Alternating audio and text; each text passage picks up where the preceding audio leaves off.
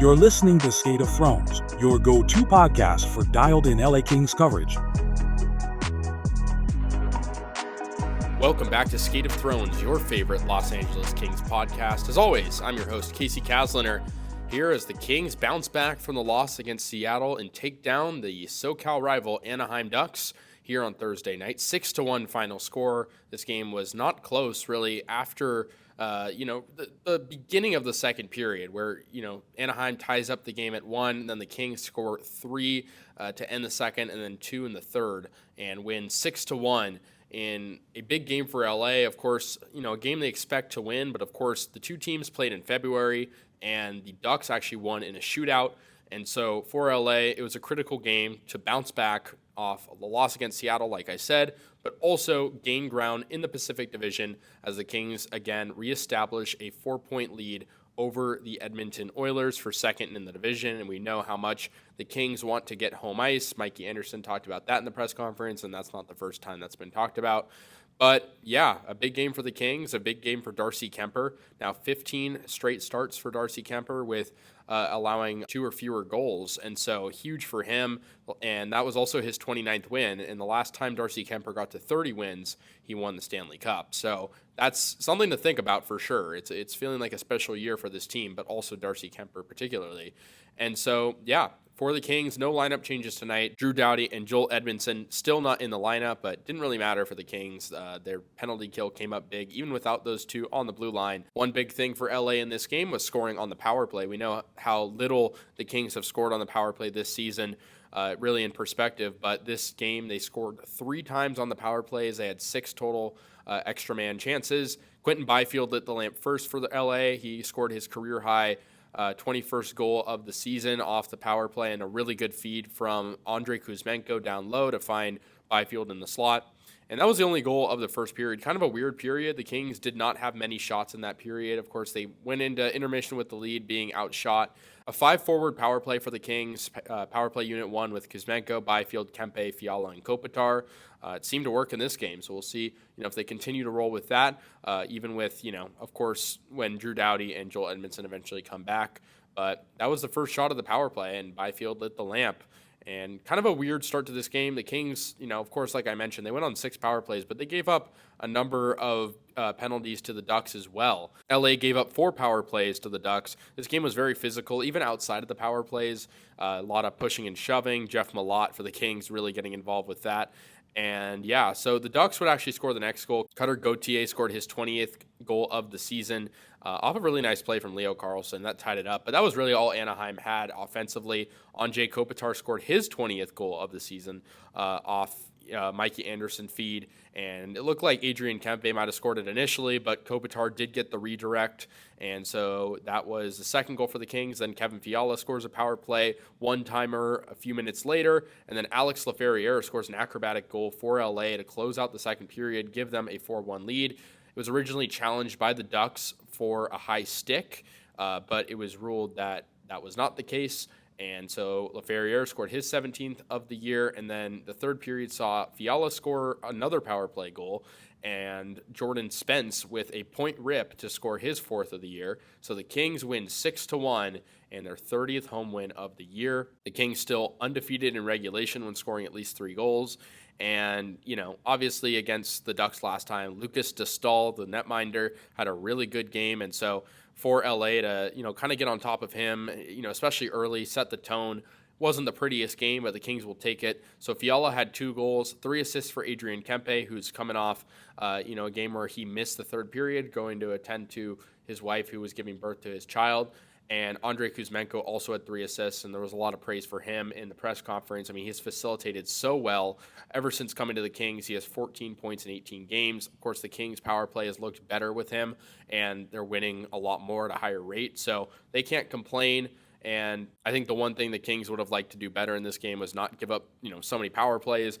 They're lucky that a team like the Ducks has not had a very good power play unit this season, but against another team that might have been more detrimental. But nonetheless, it's a big win to establish things going down the stretch here. The Kings also take the season series from the Ducks, beating them in this game.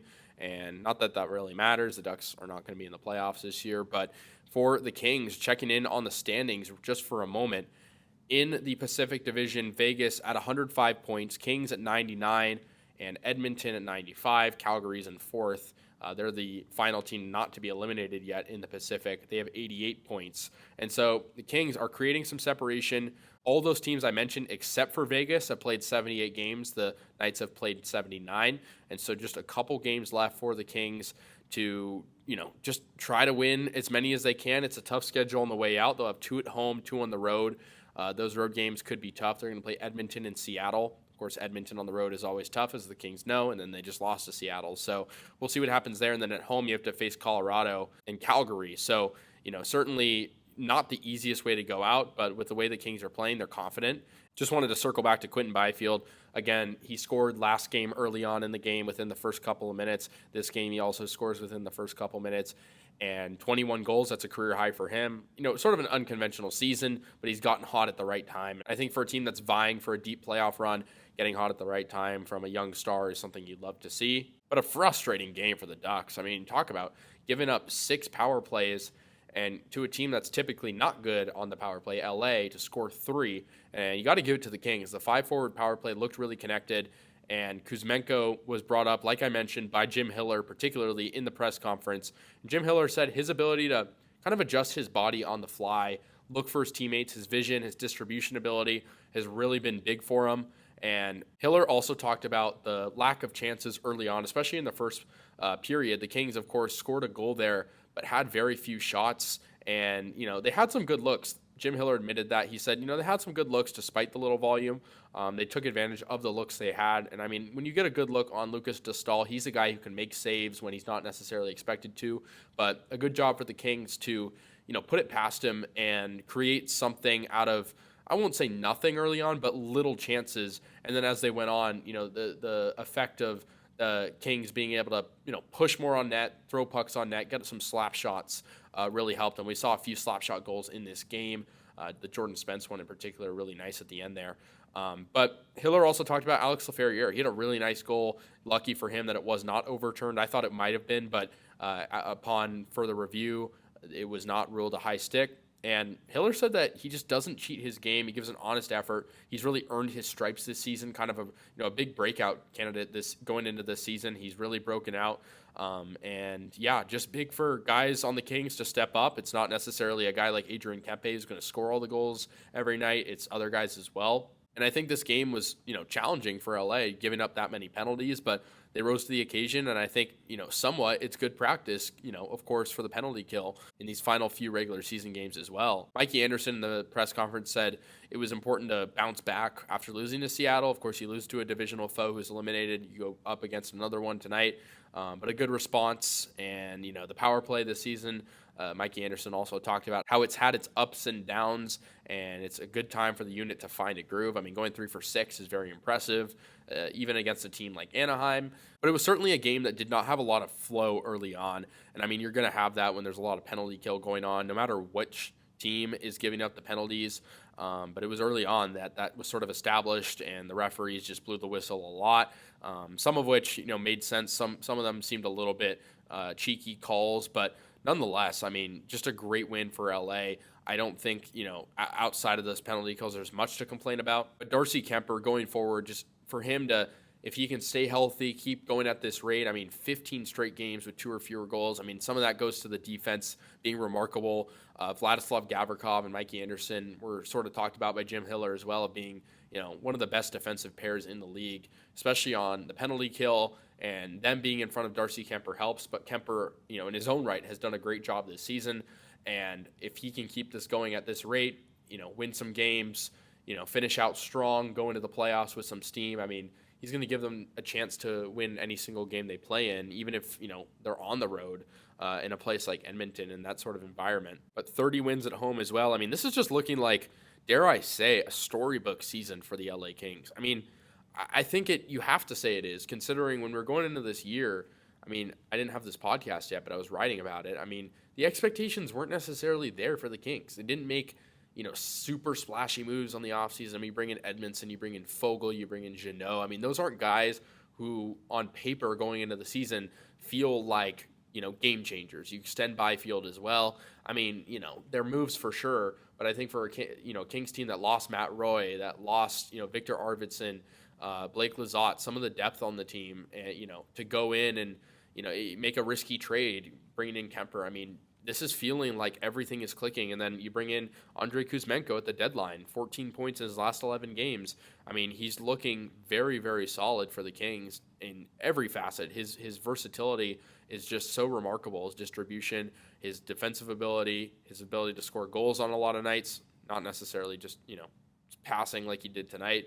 And so, yeah, for LA, the depth is stepping up. They know they have depth, and they were sort of scrutinized earlier in the year for not having scoring depth, especially on the wings, but it's looking like it's all clicking and coming together. And I think Kings fans would certainly have the right to be excited right now at this point in the season, even though, playing a team like Edmonton in the playoffs for the fourth year in a row doesn't necessarily favor LA.